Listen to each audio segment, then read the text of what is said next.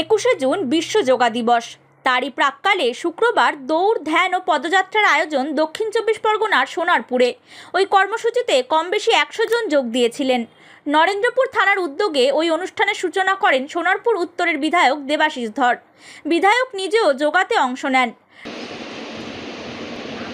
নরেন্দ্রপুর থানার আইসি প্রসেনজিৎ বিষ্ণু 2 কিলোমিটার দৌড়ে অংশ নেন। প্রসেনজিৎ বিষ্ণু বলেন, অনেক দিন পর রোড রেসে অংশগ্রহণের অভিজ্ঞতা হলো। বিধায়ক দেবাশিস ধর বলেন, দৈনন্দিন জীবনের চাপ কমাতে যোগা খুবই জরুরি। যে পেশাতেই যিনি থাকুন না কেন, প্রত্যেকেই এটা গ্রহণ করে নিলে জীবনে যাই ঘটে যাক না কেন, কোনো কিছু স্পর্শ করতে পারবে না। মাননীয় প্রধানমন্ত্রী যে ডেইলি লাইফের যে স্ট্রেস, এটা কমানোর জন্য পুরো ভারতবর্ষব্যাপী এই প্রোগ্রামটা আমাদের বিভিন্ন জায়গায় নেওয়া হচ্ছে। যেমন আমি আজকে নরেন্দ্রপুর থানা অ্যাটেন্ড করেছি।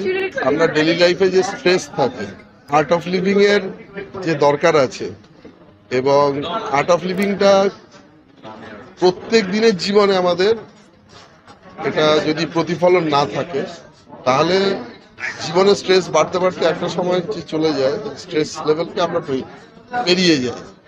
তো প্রত্যেকে যে যে প্রফেশনেই আসেন না কেন, প্রত্যেকের জীবনে এটা যদি আমরা অ্যাডপ্ট করে নিই, তাহলে এক সময় আমরা এতটাই ভালো থাকবো, জীবনে যাই ঘটে যাক না কেন, কোনো কিছু আমাদের স্পর্শ করতে পারবে না।